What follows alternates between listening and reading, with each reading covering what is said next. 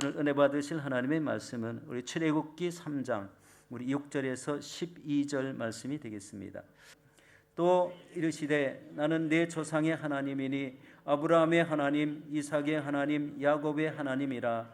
모세가 하나님을 배웠기를 두려워하여 얼굴을 가리매 야훼께서 이르시되 내가 애굽에 있는 내 백성의 고통을 분명히 보고 그들이 그들의 감독자로 말미암아 부르짖음을 듣고 그 근심을 알고 내가 내려가서 그들을 애굽인의 손에서 건져내고 그들을 그 땅에서 인도하여 아름답고 광대한 땅, 젖과 꿀이 흐르는 땅, 곧 가나안 족속, 헷 족속, 아모리 족속, 브리스 족속, 휘 족속, 여부스 족속의 지방에 데려가려 하노라.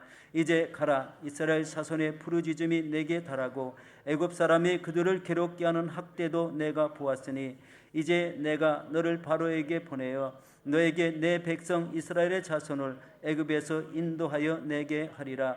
모세가 하나님께 아뢰되 내가 누구에게 바로에게로 가며 이스라엘 자손을 애굽에게서 인도하여 내리까?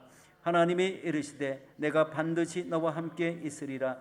내가 그 백성을 애굽에서 인도해낸 후에 너희가 이 산에서 하나님을 섬기리니 이것이 내가 너를 보낸 증거니라.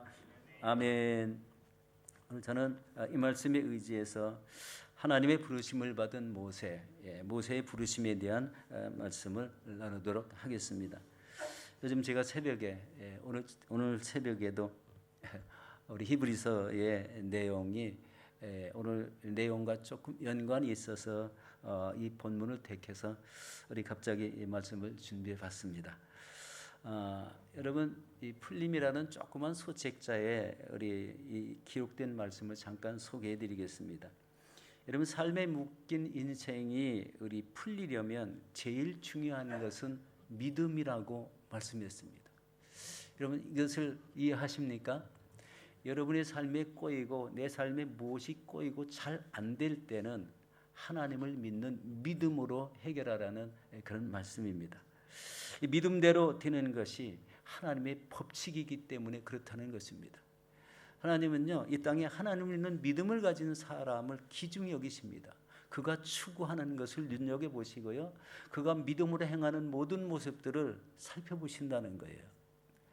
이게요 믿음의 삶에 있어서 중요한 요소. 믿음을 잃어버리면 믿음의 사람이라고 칭할 수가 없잖아요.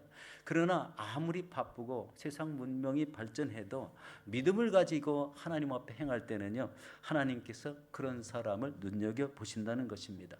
우리 히브리서 11장 1절에서 2절에 이렇게 말씀합니다. 믿음은 바라는 것들의 실상이요 보이지 않는 것들의 증거니 선진들이 이로써 증거를 얻었느니라. 이렇게 기록하고 있습니다. 여러분 믿음은 바라는 것들의 실자가 되고 보이지 않는 하나님이 살아가게 하시는 하나님이 되게 한다는 말씀이죠. 여러분 믿음은요 삶의 변화를 가져옵니다. 하나님을 믿으면 하나님께서 원하시는 그런 삶을 살아가게 되는 거죠. 이것은 여러분 비록 지금은 작은 겨자씨 같은 믿음이지만 그 겨자씨가 점점 커서 큰 나무가 되는 그런 이치를 생각하게 됩니다. 작은 믿음 같지만 어느 순간에 장성한 믿음으로 커질 때는 하나님이 요구하시고 원하시는 귀한 일들을 감당할 수 있는 귀중한 믿음의 사람이 된다는 것입니다. 여러분 이스라엘 백성들은요 이집트에서 430년을 살았을 때 그 인구가 200만 명이 넘는 인구가 되었습니다. 여러분 이 200만 명이라는 인구는요 당시에 애굽 현지인 애굽 사람들의 인구보다 좀 많았다는 그런 표현을 하고 있습니다. 그러니까 애굽이 200만 명 정도 되는 인구로 나라를 형성해서 큰 부강한 나라가 되었는데 지금 애굽 땅에 살아가는 이스라엘 민족이 200만 명이 넘었다는 것을 우리 보게 됩니다. 그러면은 이때 여기서 하나님이 계획하신 것은 애굽 땅에 있는 200만 명이 넘는 이스라엘 자손을 다시 본래 가나안 땅으로 인도할 지도자를 찾았다는 겁니다. 지도자를 찾았는데 아직 태어나지 않은 그 속에서 벌써 택한 그런 자가 정해졌다는 것을 볼 수가 있습니다. 여러분, 모세가 태어날 당시에 어디 바로 왕은요 이스라엘 백성에게 엄한 명령을 내립니다. 그것은 바로 오늘 아침에도 이 말씀을 좀 나눈 것 같아요. 이스라엘 백성 중에 남자가 태어나면 나일강에 던지라는 거였어요. 그리고 여자가 태어나면 살려두라는 명령이었습니다. 왜 그렇게 했을까요? 이유는요, 이스라엘 자손이 급속하게 번창하게 되면은요, 애굽 사람보다 많고 강하여져서 우리 애굽 나라에 위협을 느꼈기 때문에 그런 명령을 내렸다는 거예요. 참 얼마나 잔인합니까? 조그만 아이들이 얼마나 귀엽고 예쁩니까? 그런데 남자가 태어나면 나일강에 집어던지라는 이런 명령을 내린 그 왕의 마음은 아주 잔인하다라는 것을 깨달을 수가 있습니다. 그런데 이 시기에 바로 모세가 태어났다는 거예요. 출애굽기 2장 1절에서 2절 말씀을 함께 보도록 하겠습니다. 너희 가족 중 한 사람이 가서 너희 여자에게 장가들어 그 여자가 임신하여 아들을 낳으니 그가 잘생긴 것을 보고 석 달 동안 숨겼으니 라고 이렇게 말씀합니다. 여러분, 남자가 태어났는데 이목구비가 뚜렷하고 잘생긴 그런 아이였다는 거예요. 이 자기가 낳은 아들을 쳐다볼 때에 우리 애굽 왕의 명령을 우리 마음속으로부터 거부했다는 생각이 들지 않습니까? 이렇게 잘생긴 아이를 왜 나일강에 던져야 될까? 이렇게 준수하게 생긴 아이는 분명히 하나님의 뜻이 있을 것이다 라는 이런 생각을 했다는 것을 깨닫게 됩니다.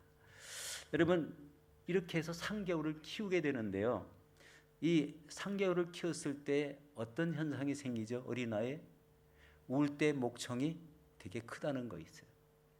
그래서 이 부모가 결정한 게요, 우리 갈대 상자를 만들어서 그 아이를 나일강에 떠내보내는 거였습니다.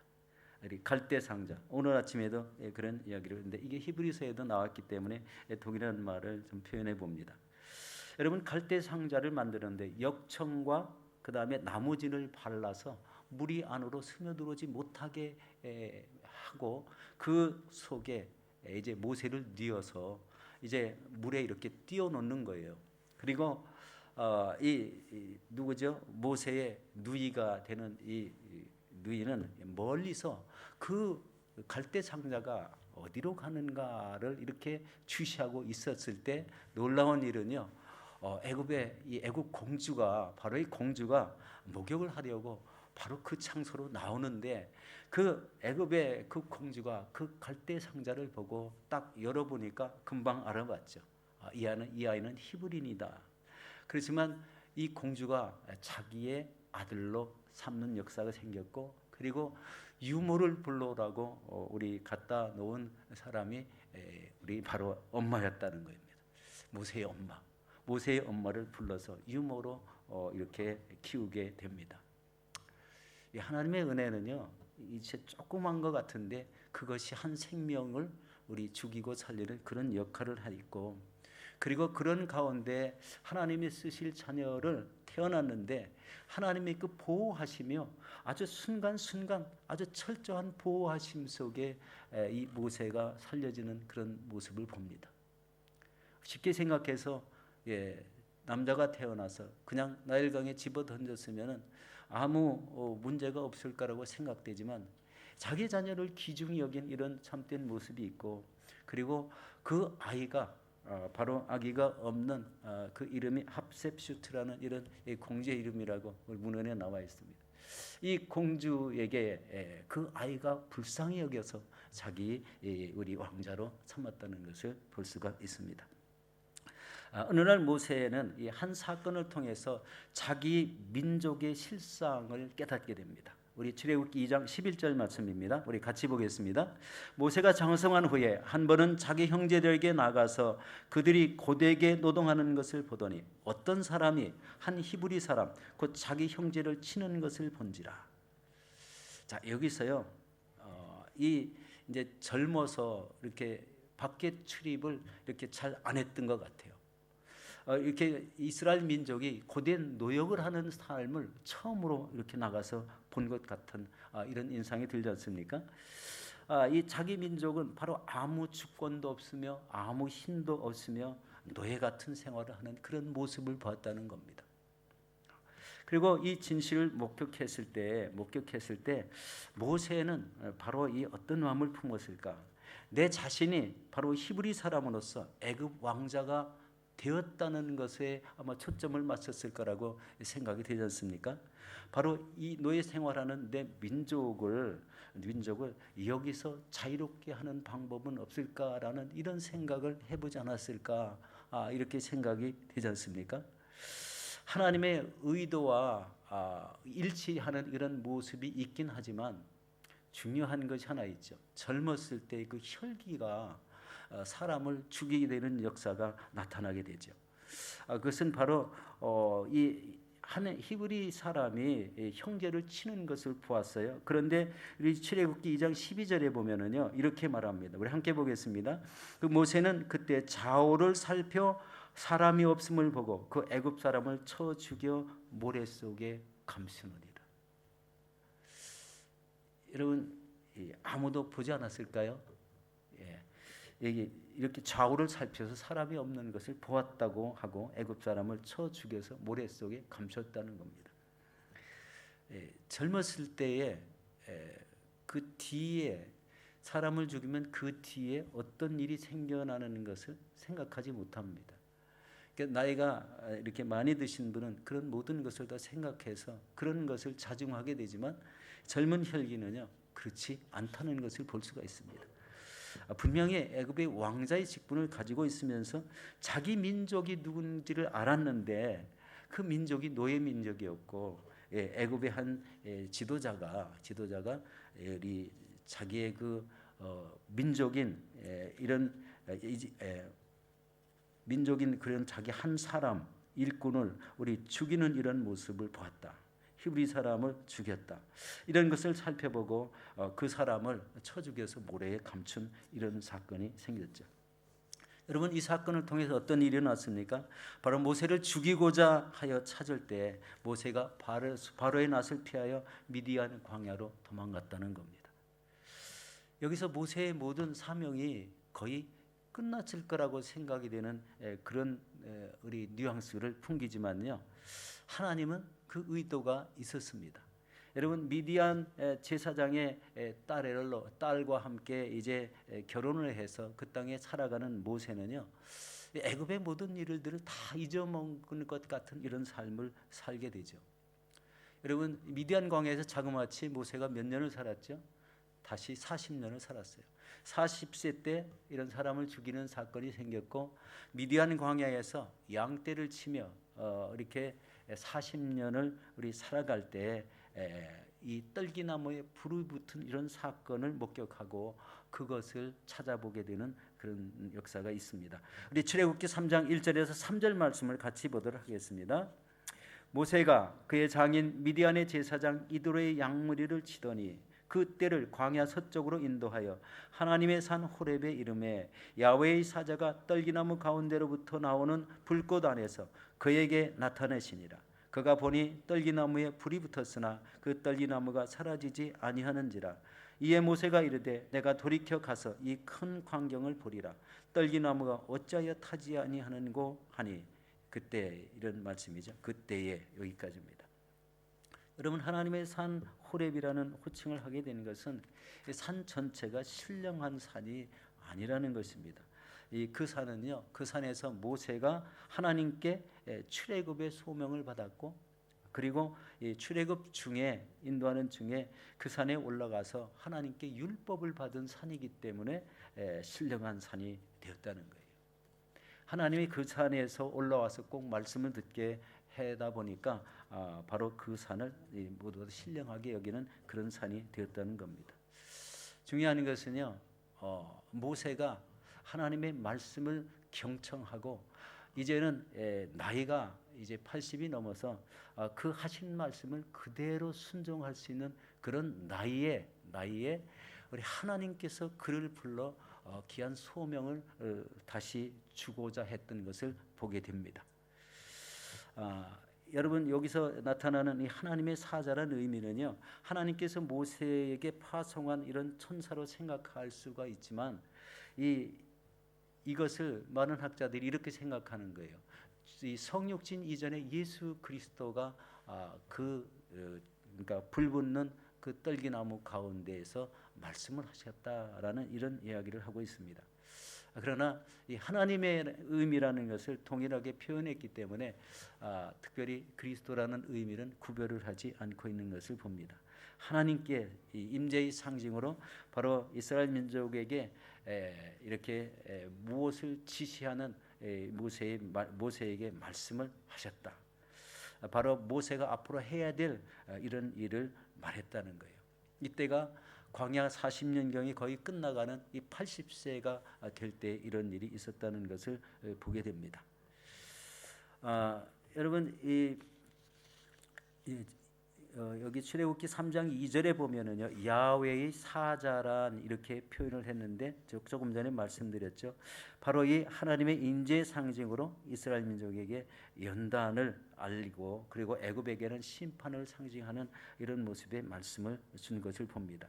여러분 불꽃 가운데 계신 것은 모세가 불꽃 가까이 오는 것을 보고 모세를 부르셨다는 것입니다. 우리 출애굽기 3장 4절 말씀을 같이 보도록 하겠습니다. 야훼께서 그가 보려고 돌이켜 오는 것을 보신지라 하나님이 떨기나무 가운데서 그를 불러 이르시되 모세야 모세야 하시매 그가 이르되 내가 여기 있나이다. 여러분 이때 하나님께서 모세에게 신을 벗으라고 하신 그런 말씀을 하시는데요. 5절 말씀, 출애굽기 3장 5절 말씀입니다. 같이 보겠습니다. 하나님이 이르시되 이리로 가까이 오지 말라. 내가 선 곳은 거룩한 땅이니 내 발에서 신을 벗으라고 하십니다.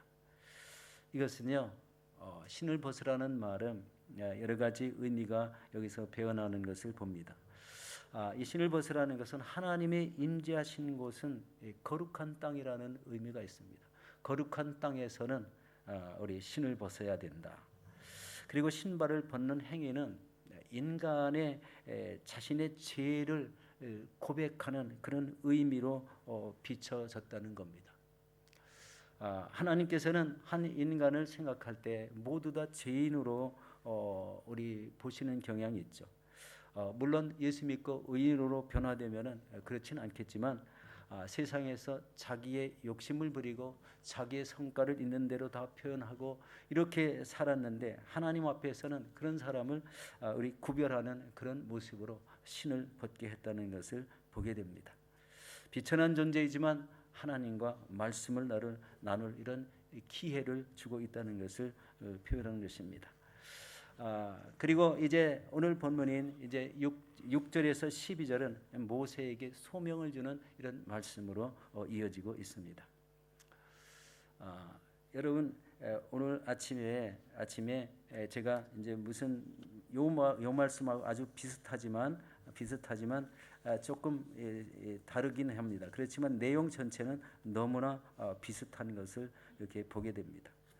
여러분 아침에 제가 말씀을 나눌 때 삶으로 증명하라는 이런 말씀을 나눴습니다. 이 말씀이 책 이름이에요. 이찬수 목사님이 쓰신 이 설교집의 제목을 삶으로 자신의 믿음을 증명하라는 그런 내용을 아침에 말씀드렸어요. 이 삶이 미숙할 때는요, 증명할 수 있는 믿음의 삶이 되지 않았다는 것을 표현하는 것이고요. 나이가 들어서 80이 된 모세에게 하나님이 또 다른 사명을 주셨을 때에는 그 사람을 신뢰할 수 있는 확신이 생겼다는 것을 깨닫게 하고 있습니다. 그래서 이 삶에서 하나님이 명령하신 것을 100% 순종할 수 있는 믿음을 확인했을 때 하나님께서 사명을 주신다는 것을 여기서 깨닫게 되는 내용입니다. 출애굽을 명령하는 그런 내용이 여기에 나와 있습니다. 바로 하나님께서는 이미 젖과 꿀이 흐르는 땅, 가나안 땅으로 인도하겠다는 말씀입니다. 우리 출애굽기 3장 8절을 같이 보도록 하겠습니다. 내가 내려가서 그들을 애굽인의 손에서 건져내고 그들을 그 땅에서 인도하여 아름답고 광대한 땅, 젖과 꿀이 흐르는 땅, 곧 가나안 족속, 헷 족속, 아모리 족속, 브리스 족속, 히위 족속, 여부스 족속의 지방에 데려가려 하노라. 하나님의 뜻을 분명히 밝혔습니다. 모세가 이제 이스라엘 백성들을 인도하는 인도자가 되라는 것이고 그 속에는 하나님이 항상 함께 하겠다는 놀라운 말씀입니다. 여러분 여기서 내가 내려가서라는 이 말씀은 하나님께서 친히 참여해서 우리 애굽 군대를 물리치고 젖과 꿀이 흐르는 땅으로 택한 백성 이스라엘을 인도하겠다는 것입니다. 여러분 이 애굽 땅에서 고통을 당했던 애굽 민족을 우리 이스라엘 민족을 애굽 사람들은 여전히 자기들이 필요한 노예로 계속 생각합니다. 홍해를 건너기 전까지는 그렇게 계속 생각합니다. 바로 왕의 그 고집과 아집을 꺾기 위해서 우리 하나님이 취한 행동이 있죠. 그것이 뭐였죠? 10가지 재앙을 내리게 됩니다. 하나님이 살아계심을 계속 보여줘도요, 자신의 뜻을 굽히지 않는 그런 모습을 보게 되죠. 나중에는 어떤 재앙이 있었습니까? 우리 장자를 죽이는 재앙이 있었습니다. 애굽에서 우리 각 가정에 난 장자를 우리 하나님께서 죽이시는 거예요. 애굽 사람이 죽었지만 이스라엘 백성들은 구별하는 역사가 생겼죠. 어린 양을 잡아서 문 좌우 문설주 인방에 발랐을 때 죽음의 천사가 거기를 유월하는 파스하는 그런 우리 은혜를 주셨습니다. 여러분 이 장자를 죽였다 이 생각을 할 때에 이것의 발상은 어디서 나왔는가를 생각할 수가 있습니다. 왜냐하면 이스라엘 사람들이 아들을 낳을 때 그 아들을 다 죽였다는 그 사건의 발상이 여기에서는 하나님이 바로 이 애굽 사람의 자녀들이 나오면 첫 아이를 죽이는 이런 모습으로 변해졌다. 이 하나님은 이미 우리 애굽 사람에게 그런 복수를 하고 계신다. 우리 이스라엘 백성에게 했던 그 내용을 애굽 사람에게도 그대로 했다는 것을 보게 됩니다. 이것을 통해서 무엇을 나타냈습니까? 하나님이 살아계심을 나타냈다는 거예요. 하나님을 아무리 이야기해도 경외하지 않는 이런 애굽의 사람들을 하나님이 살아계신다는 것으로 계속 깨우쳐 줍니다. 그리고서 이제 우리 민족이 전부 다 이제 이 애굽을 떠나서 약속의 땅으로 가야 될 것을 이야기해도 끝까지 막아서는 이런 모습을 보게 되죠. 그렇지만 이 장자의 죽는 재앙을 통해서 이스라엘 사람들을 내보내서 결국 출애굽을 이루게 되는 그런 모습을 보게 됩니다. 출애굽을 할 때에도 이 홍해를 가르는 놀라운 역사가 있었죠. 우리 하나님이 주신 그 지팡이, 짧은 지팡이지만 그것이 능력이 된 것은 우리 하나님 이 호렙산에서 이 지팡이를 하나님이 던졌을 때 뱀이 되고 다시 꼬리를 집었을 때 다시 통일한 지팡이가 된 이런 역사가 있었잖아요. 그런데 그 지어준 하나님, 모세의 손에 지어준 하나님의 그 지팡이가 우리 홍해를 가리켰을 때 홍해가 쫙 갈라지는 이런 모습을 보게 됩니다. 그리고 마른 땅같이 그 땅을 이제 건너서 출애굽을 하죠. 그렇지만 이스라엘 백성들을 잡겠다고 뒤따라오는 이 애굽의 군사들은 우리 한 가운데 홍해 가운데로 들어왔을 때 물이 합쳐짐으로 순식간에 애굽 군사들을 전멸시키는 그런 놀라운 하나님의 은혜가 있는 것을 보게 됩니다. 이렇게 표현하면 안 되겠지만 하나님을 대적하는 사람들에게는 끝까지 다시 돌아올 기회를 주시는데 돌아오지 않았을 때에는 하나님이 이런 역사도 있게 하신다는 것을 볼 수가 있습니다. 만약에 애굽 사람이 하나님을 믿겠다고 우리 믿음으로 달려 나왔으면 이렇게까지는 하지 않으실 것으로 이렇게 생각이 됩니다. 이를 통해서 어떤 일들이 생깁니까? 바로 이제 출애굽을 함으로써 다시 가나안 땅을 향해서 우리 행진하는 그런 모습입니다. 처음에 가나안 땅을 행진할 때 이제 뭐 한 달 안에 2, 3주 안에 뭐 가겠다는 이런 말씀을 많이 하잖아요. 그런데 이 가나안 땅을 길을 가는 과정에서 하나님이 꼭 이스라엘 백성들에게 가르쳐야 될 것을 가르치면서 우리 한 사람 한 사람 하나님의 백성으로 세워놓고 이렇게 들어가는 이런 사건을 보게 됩니다. 그것이 자그마치 40년 동안 걸린 그런 사건이죠. 2, 3주 아니면 다 갈 수 있다고 하는데 그곳에 가는 기간이 그렇게 길었다는 것은 이스라엘 백성도 하나님의 뜻에 즉각 순종하지 못했다는 것을 깨닫게 되죠. 하나님을 믿고 나가는 길에도 자신의 생각을 있는 대로 표현하고 하나님의 뜻을 잘못된 것으로 받아들이고 하나님의 기사와 이적을 내리셔도 그 이사와 기적을 우리에게 베푸셔서 큰 은혜가 됨에도 그것을 거부하는 이런 사건이 수없이 많았다는 것을 보게 됩니다. 이 가만히 생각하면 우리가 믿음의 삶을 살고 있지만 우리 심령이 100% 하나님의 말씀하신 대로 온전히 순종하는 사람은 극히 드물더라는 거예요. 이것을 깨닫지 않습니까? 여러분, 우리가 세상에 나가 사는데 내가 하는 일이 가장 중요하게 여겨져요. 그것은 맞다고도 표현할 수 있지만 어떤 믿음의 측면에서 바라볼 때는요, 하나님이 최우선이 아니고 자기가 하는 일이 최우선이라는 개념을 갖게 되는 말이죠. 여러분, 믿음의 연수가 깊어지면서 우리 하나님을 믿는 믿음이 어떤 모습으로 내가 지금 변해지고 왔는지 한번 생각해 보셔야 될 기회가 바로 지금이라고 생각합니다.